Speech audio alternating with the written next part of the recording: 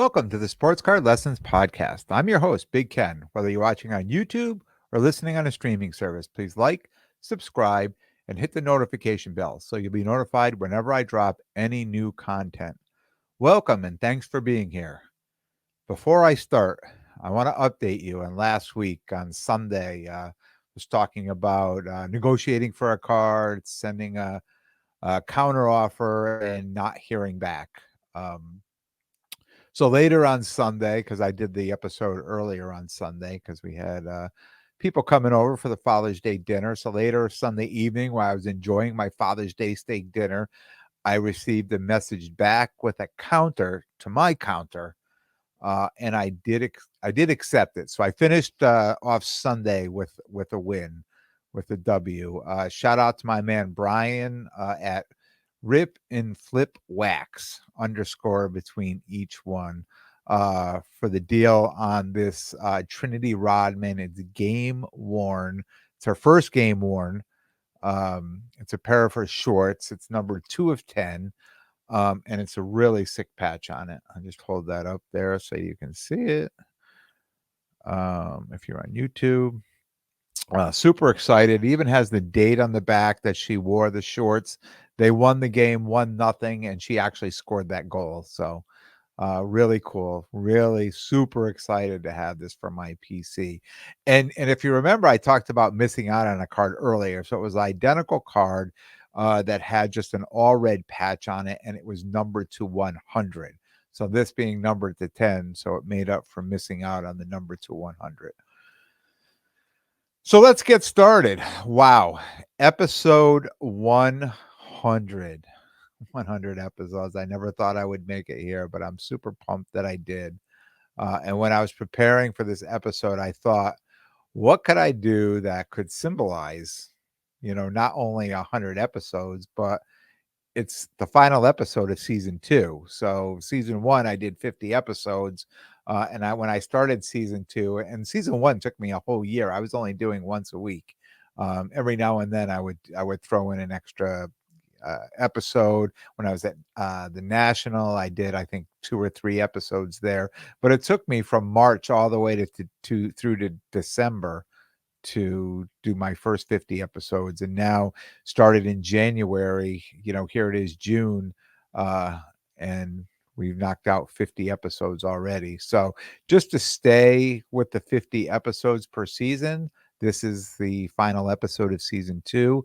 And next week we'll start season 3. I'm not going to miss any time, not going to skip any weeks, anything. We're just going to jump right in, just keep it going. I thought what a better way than to take, I'm not going to say the biggest lessons, but just lessons that I've learned in the first 100 episodes, my first 2 years being back in the hobby. Now, it's not all the lessons I've learned, but just some of the ones I thought was important enough to, to talk about. Finding your people. And I think of all the lessons that I've learned in the hobby, finding your people is probably the most important one, because if you don't, and no matter what you do in life, if you don't find your people, if you're not happy and find like-minded people, and you're not going to stay, you're going to lose interest in whatever you're doing and just move on. So I think it's really important not only to find your people, right, but find your wolf pack, right? And you've heard us talk about the wolf pack so many times over the last so many months. I would have never jumped back into the hobby when I did if it wasn't for my good friend Rob, sports card therapist. And I would have never stayed if I hadn't met. I mean, our friendship has really taken off, just through this hobby. And we became best friends here in this hobby. And if it wasn't for that and all the other people I've met in this hobby, I would have never stayed. As much as I love the cards in the hobby, I think the people is really what made this hobby great. All the friends I've made, the people I've talked to. I talk to more people now daily than I've ever talked to my life. And I mean, some I talk to on the phone, but I'm messaging through Instagram, through Facebook, just through so many things, even text messages. And And it's not always about the cards. It could be about anything in the hobby, but it may not be about things in the hobby too, because as you get to know people, there's more to us than just the hobby. Um, I'll echo this from sports card therapist, but participation is required, right? It's something you've heard. He did an episode, his season one, um, and it really stands true. It's one of those little sayings that we just keep saying all the time. But being, just being in the hobby is not enough, right? Just saying I'm in the hobby, or if you really want to be a part of the hobby, you need to really get out and participate, right? You need to get to shows, you need to meet people, you need to be active on social media. Um, it's what I've done since I've jumped back in, and I'm probably more active than you know I don't wanna say all the people in the wolf pack because they're active in their own way, but I'm pretty active out there. I talk to a lot of people. I try to go to as many shows. If there's a show on the weekend that I can get to, I go to a show. I get involved in things as much as I can, but what's it done for me? It's really provided me, some great opportunities. Um, it helps me create my content, what I'm doing here, and it's almost like catching up in the hobby, right? Where people have been in this hobby for, more years than I've been. But for me, it's almost like catching up too, where I'm really going out there and participating in as much as I can, really just to get caught up and meeting as many people. And I'm like a sponge. And if you see me, you know me at the show. I'm always asking people questions. I'm one of those people that I'm asking questions all the time, just because even though I was a teacher, right? Teachers make the best students, right? And I'm always learning. I'm always like a sponge. I'm just taking all that stuff in. Um, some of the opportunities that I've gotten, just by participating, just great deals on cards, right? People will, say, "Oh, Sports Card Lessons, he, wants that Mahomes XRC, or he wants a Trinity Rodman," or like, and then people will start reaching out to me, "Hey, I know you're interested in that. I know you're interested in this. I've got these cards." So I maybe not get great deals, but I get the opportunity to buy these cards that probably wouldn't have come to me if I wasn't out participating and meeting these people, right? I get table space at shows that have waiting lists, just from talking to people. It's not that they're jumping me up on the list, but somebody else has space and says, "Oh, come on in. I'll get you a half a table, or I have two tables. You want to buy one from me?" Like that. Just hearing this is how I ended up with extra space at the National this year. Just being at a show in the right place at the right time, and somebody said something. I said, "100%, I'm in. I'll take it." Um, Invitations to speak at panels, right? The Basketball Hall of Fame. I mean, that was just something, one of those things that I'll always remember, that it was a great opportunity for me. And the people I shared the stage with, I was pretty humbled. They were, some pretty big guys in the hobby. Um, so yeah, just great opportunities, but more importantly, just being out there, meeting these people, and just participating in the hobby. It's really important. Um, One of the other things I wanna bring up, because it's what I've gone through, in my couple of years back, being backenders, more than 2 years, but it's okay to change your mind on what you PC. It took me 2 years of being back in the hobby to really settle into a PC, and when I first came in, it was interesting that I used to look in everybody else's cards and see what they, yeah, I mean, not their cards, their cases, and I would see the cards in their cases, and I would say, "Oh, wow, this is what I need. That's that Brady or that Mahomes. That's what I need. That's what needs to be my PC. That's what I really want to do." Um, and as far as the way my case looked for selling at shows, right? I was always trying to improve my case.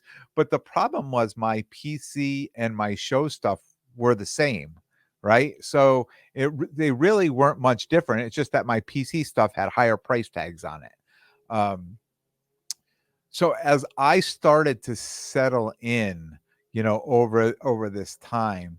Um, I've started to really create my own PC and have cards that are going to the shows that I'm selling and cards that I buy. And I've really separated the accounts of the where the money is coming from for my card stuff and this money for my PC stuff. Um, I've just really learned to separate it. And to me, that was a big deal, just learning to separate, the inventory from the PC stuff.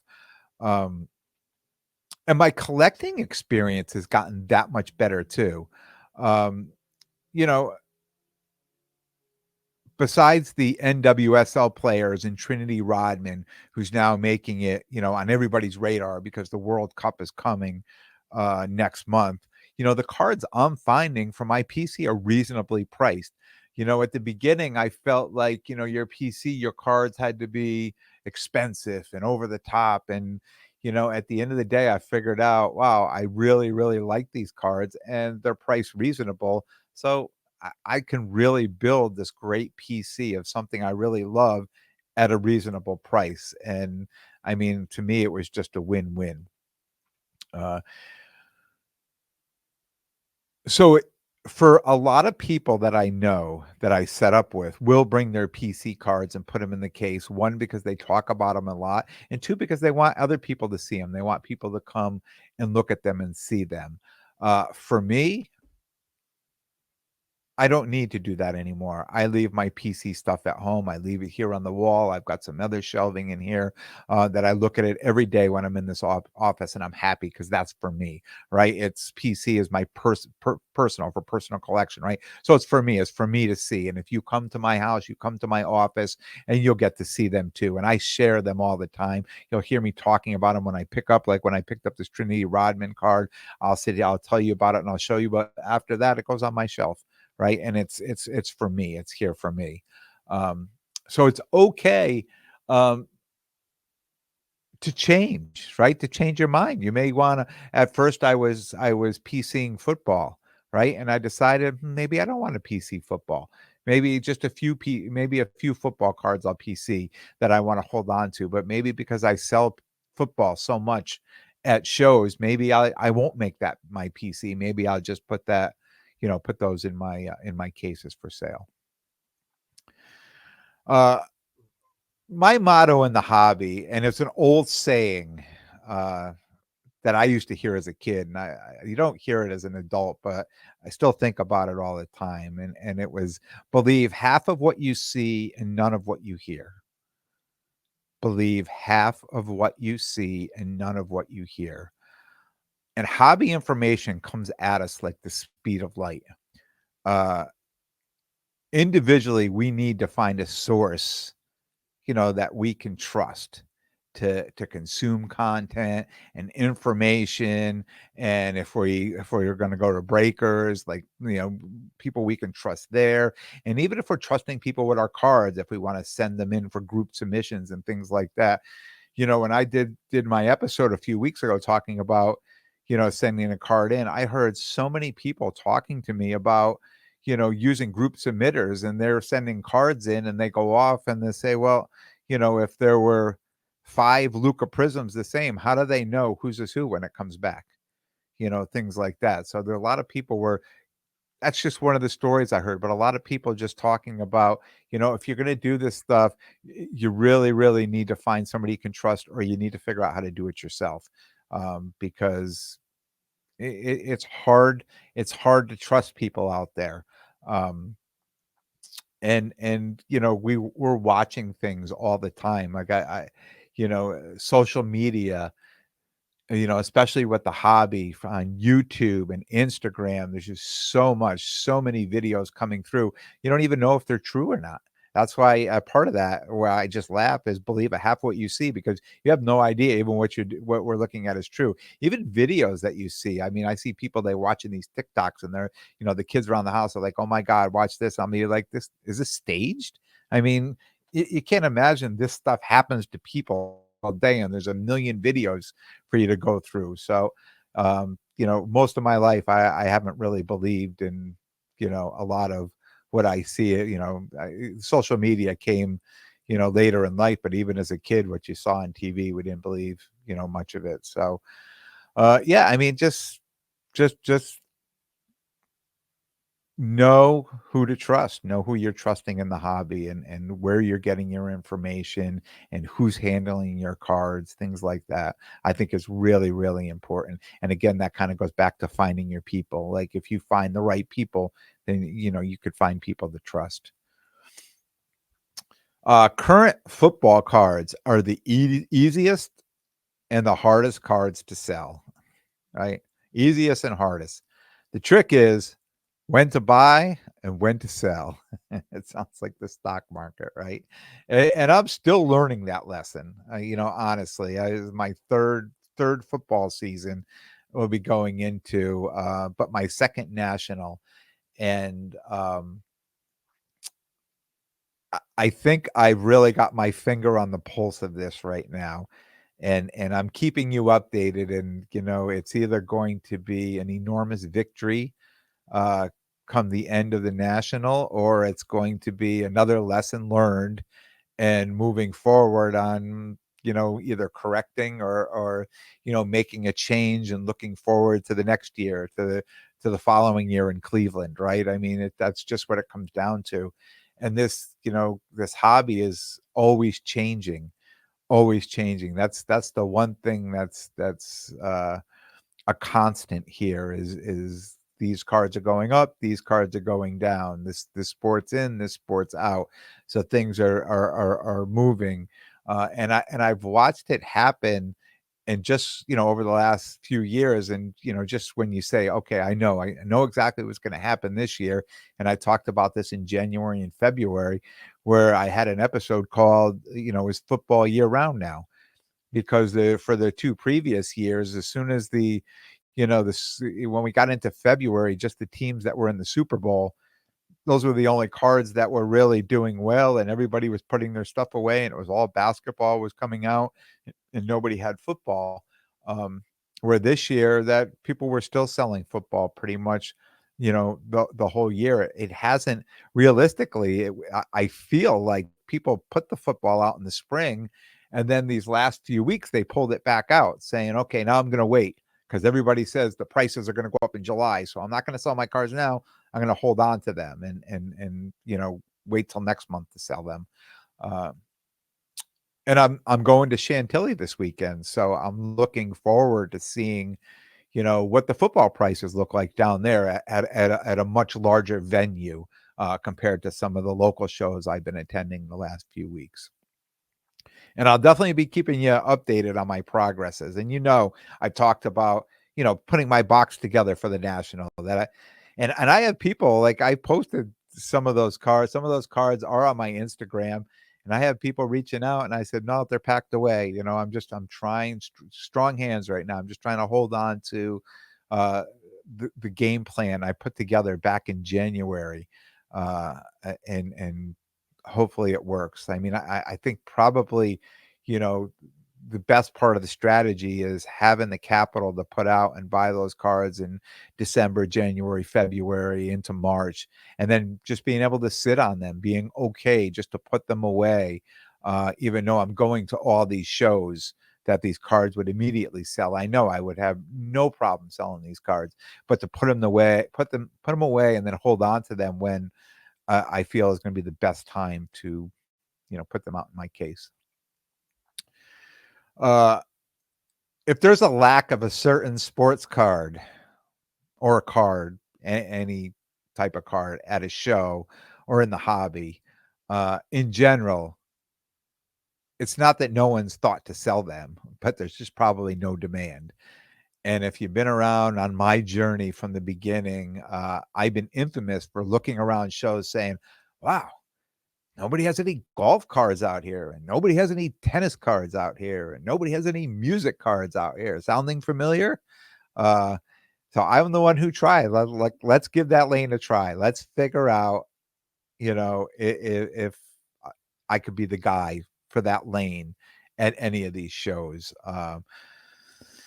But at the end of the day, there's just not a lot of buyers. I mean, with the shows that I do, the area I'm in, it's just it's they're not big sellers, hence the 100 plus cards I have for sale on eBay.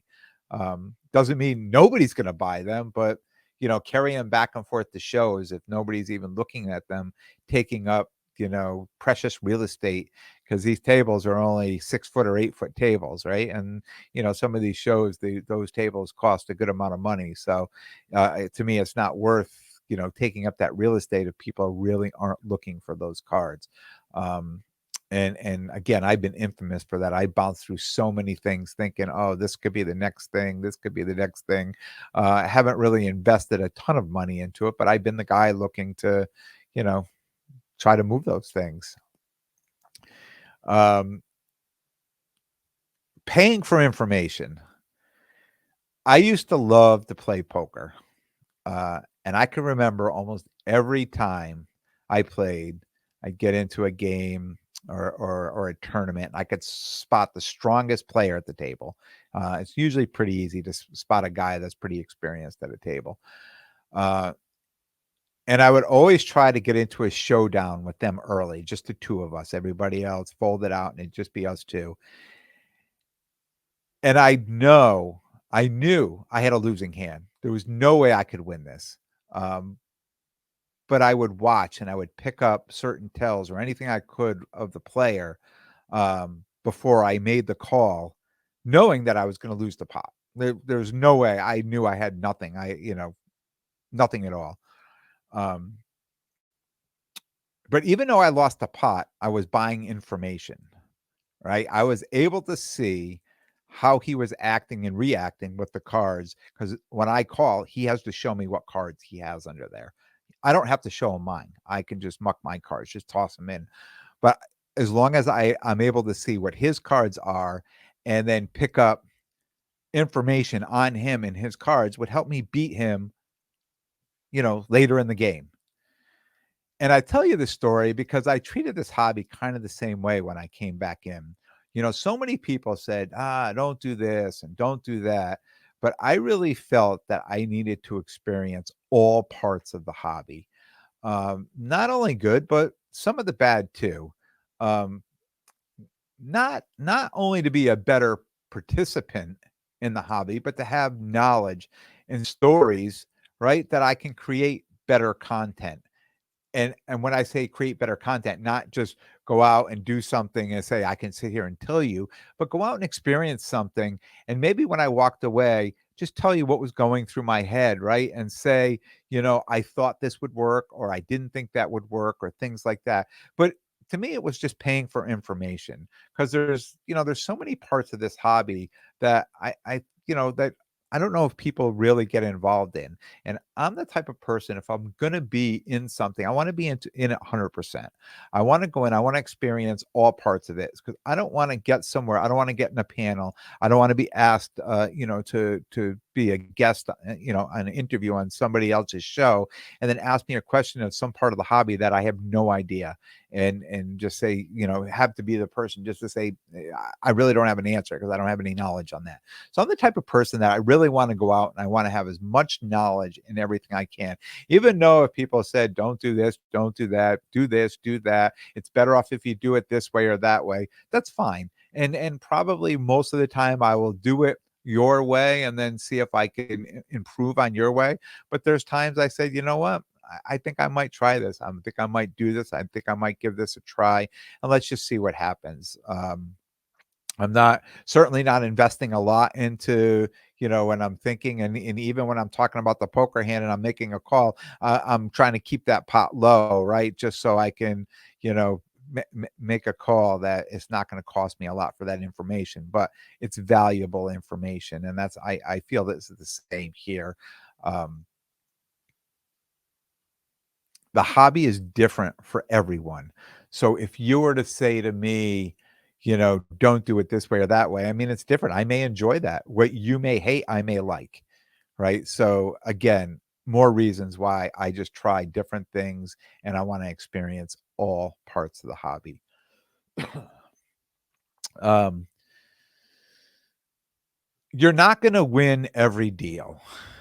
and I've talked about this on many podcasts through season 1, and I don't know if I'd mentioned it in season 2, um, but you're not gonna win every deal, so don't try. Don't try to win every deal. Don't be that person. Um, because if you are, people are not going to want to deal with you anymore. It's tough. It's tough when there's somebody has got some great cards that you'd really like, and you're really trying to make a deal with them, and all of a sudden they want a 25, 30, 35% premium, and you're like, what? Why do I have to do this? Why can't we just agree that these are the values of the cards, and you know let's just get this deal done. But there's people out there that just can't do it. They just have to win every deal. And I say, when I meet people like that, I say, don't be that guy. Don't be that guy that's got to win every deal, right? And some people laugh, and some people, they take some offense to it. But it's okay to be fair. It's okay to be fair. We'll give a little. There's so many, like, for me, when I set up a show, there's so many deals, so many things happening. Sometimes you give a little, sometimes you take a little, but you don't win every time. It's the sum of all the sales you make are going to add up to positive or negative. Your hobby, bottom line is not going to be based on one single deal you're making, unless you're selling $1 million card, right? And most of us aren't. And sometimes we see this happening in $300, $400, $500 cards, $1,000 card. I've just had a deal that I was trying to work with somebody, and I looked at the comps on my card were 1,800, their card were 2,800. It looked like we were $1,000 apart, and then he said, well, I need $2,000. Wait, what? He's like, "Oh, I'll throw you a bone. Let's do 1,800." I'm like, "That's just way too much." There's no sense continuing on with that negotiation, because we are so far apart that we're not gonna come to a deal. Um,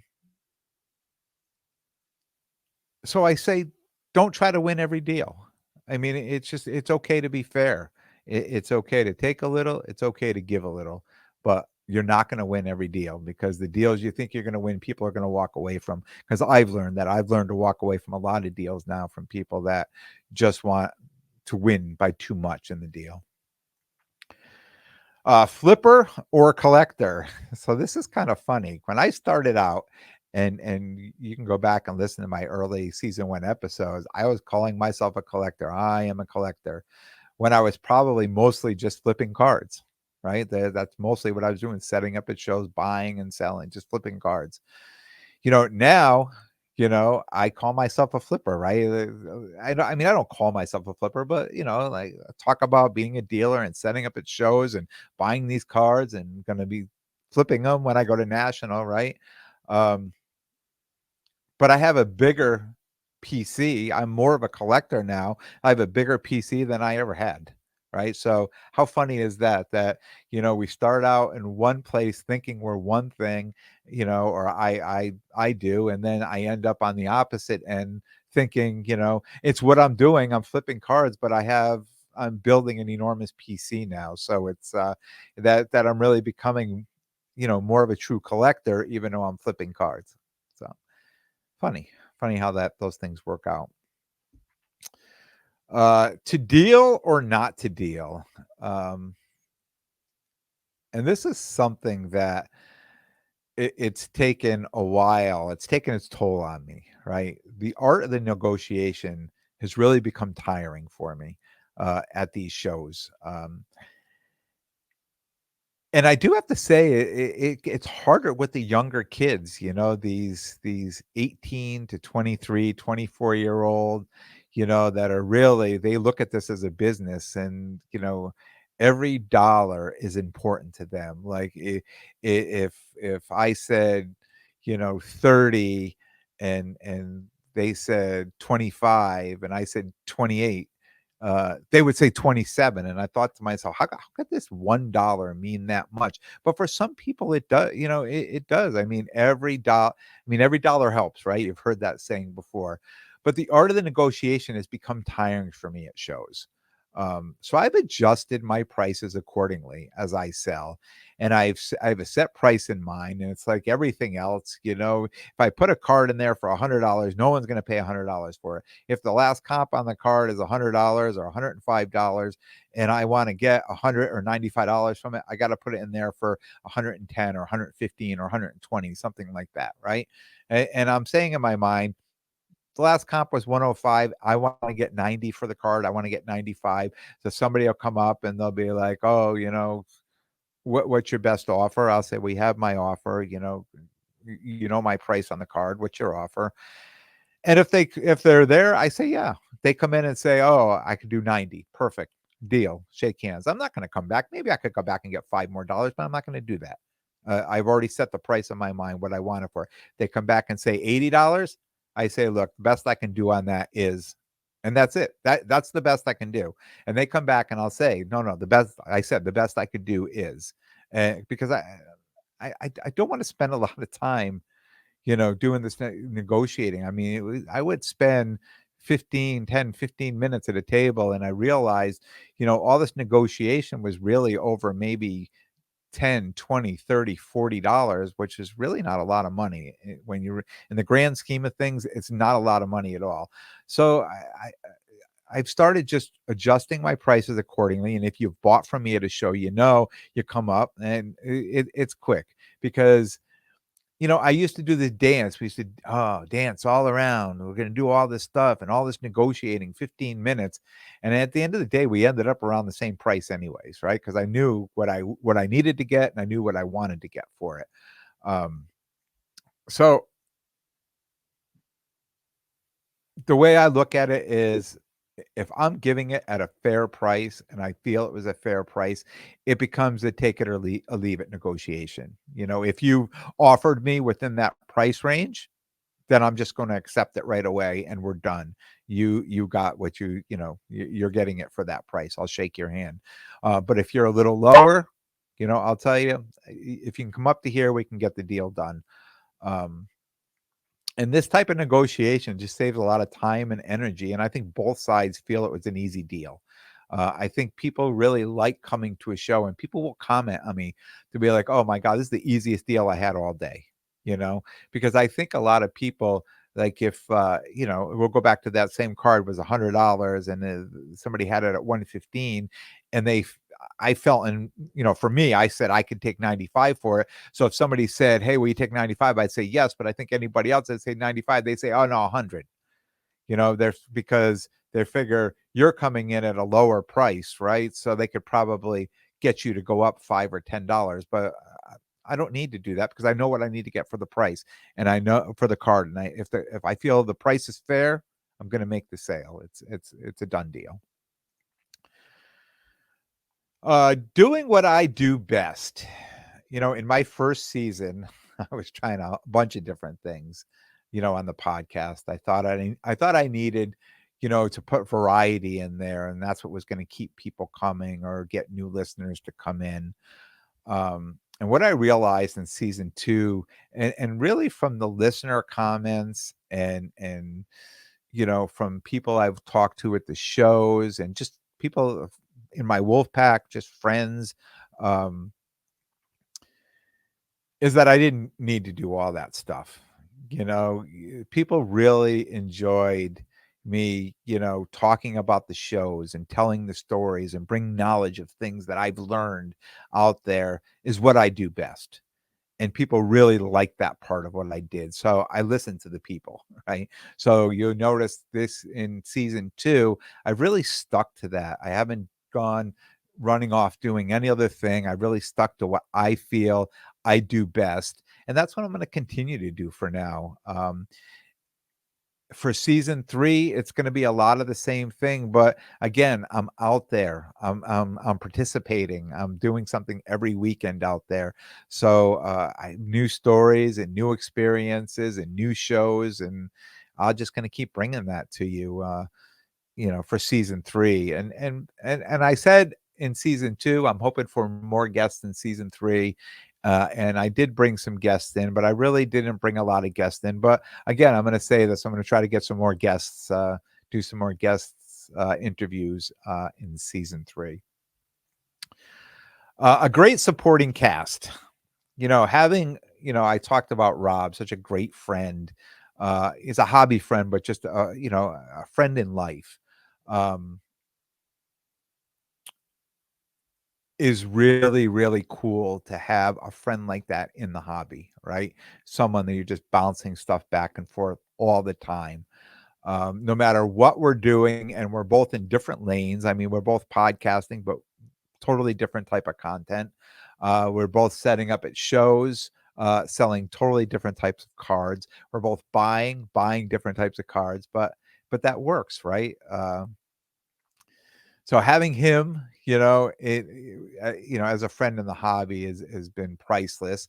As well as the entire wolf pack. I've talked about them season 1, season 2, just having them, being able to bounce things off of them. And it's just like it's like, the chat group too, the stuff that we talk about. I get a lot of my information just out of that chat alone, because it's always current. Whatever's going on today in the hobby, that's always coming through. They're always talking about it. So I never feel like I don't know what's going on in the hobby. I just tune into that chat group, and I always know what's going on. But a huge shout out to my family here at home for understanding the time that I put in to the hobby, the time away on the weekends that I'm not here, and the time creating content. Not only, you know, creating my own podcast, but I'm on the Wolfpack Network. You'll find me a lot on Sports Card Therapist, and other interviews I'm doing with other podcasters. So it's a lot of time that I put into that. So huge shout out to them. And even more importantly, me talking excessively about the national for 11 months of the year, right? And they're still not sure why I need to put the in front of national. Why I just can't call it national. So somebody tell me, and I'll tell them, because I really don't know. Um, and a shout out to all you listeners just supporting me, because without the listeners listening, right, there's no content for me to create. So just shout out to you guys. Appreciate you coming twice a week, listening and sending your comments in, and messaging me, and yeah, and love to hear the comments. Love the feedback, and yeah, just keep it coming. It's going to Chantilly this weekend. I'll be leaving bright and early Thursday morning. So I will be back either late Sunday night or Monday. So my Monday episode will drop late. It'll probably drop Monday night. But I should have some great content coming back from the Chantilly show. And that's all I have for you. Happy 100th, end of season 2. Monday we'll start episode 1 of season 3. I want to thank everyone for tuning in. And if you like what you hear, please definitely subscribe. And most importantly, tell a friend and spread the word. And until next time, take care of yourselves and everyone around you.